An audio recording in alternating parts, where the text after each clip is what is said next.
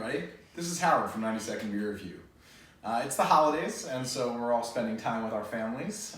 So I'm bringing in some other members of the 90 Second Beer Review family to help me with a fun little blind tasting. So we have my wonderful wife Annie and my mom Gail, and they're going to do a little thing that we're going to call the Blackfire Brewing Challenge. So some of you might remember recently we did an Instagram live happy hour with Phil Helm from Blackfire Brewing. And one of the things that they specialize in is making gluten-removed beers. So for each beer that they make normally, they also make a gluten-removed version of it. And they were kind enough to drop off a couple of different beers and both the regular and gluten-removed versions. Right here in the wrapping, we have their chocolate orange stout. We have wrapped them, we have randomized them in the fridge a number of times and labeled them A and B. We do not know which one is which. We are going to taste each one.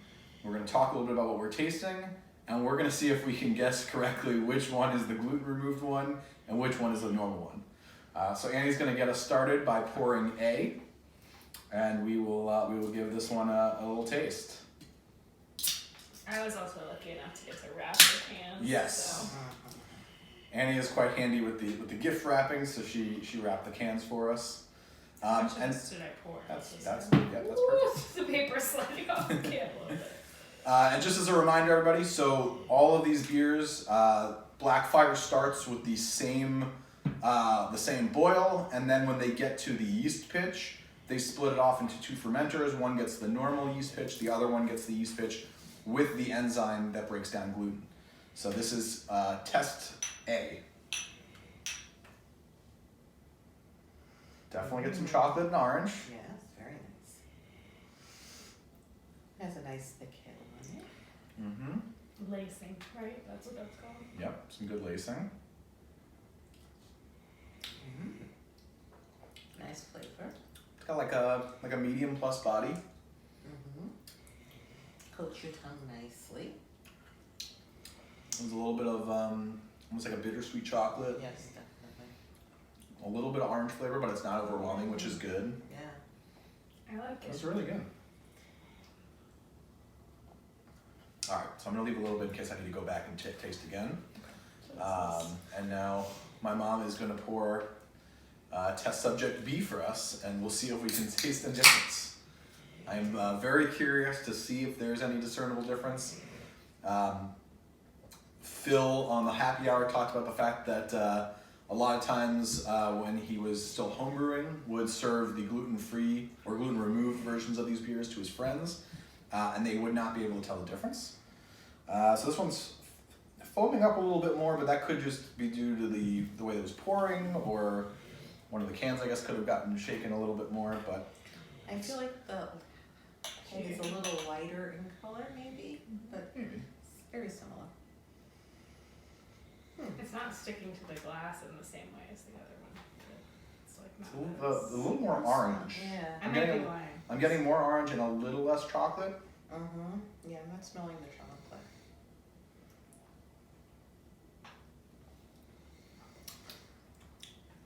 Definitely more of the orange note in this one. More of the orange note. The body isn't dramatically different, which was actually going to be my guess as to the difference between the two, but I think I'm going to be wrong here. I like it. You like both of them the same amount?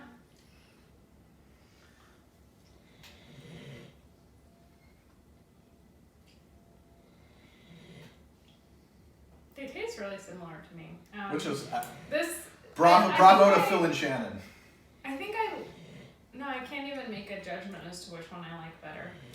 I feel I have that there's a little bit more citrus in B. Yes, B definitely has more citrus to it. I think A's got a little bit more chocolate to it. My palate is not as developed as this. AK, you don't drink enough. I do think that this one has a slightly thicker body. You do? I think that the first one has a slightly thicker body.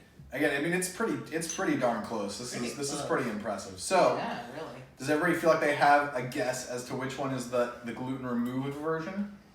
I think B is the gluten-removed version. I do too. All right. And which do you think?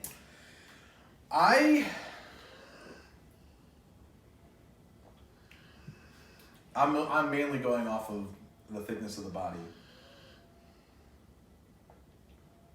I'm gonna guess that A is gluten removed, mostly to be different from you guys, and let's see if I'm right. Should we unwrap them? Yep.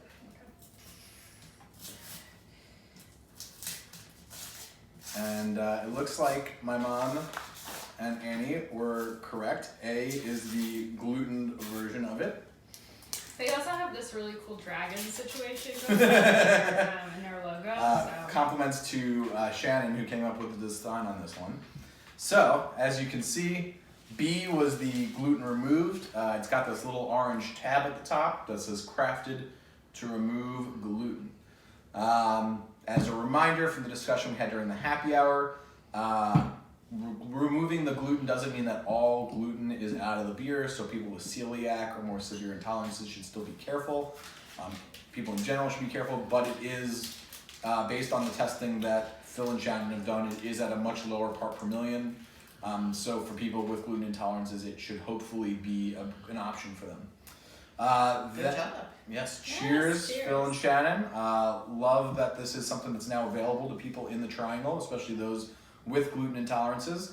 And look, after trying both of them side by side, there really wasn't a dramatic difference. We were kind of nitpicking at slight differences in body and flavor, but I don't think that anybody could really pick out that one of these was a gluten-removed beer. So, and that's pretty awesome.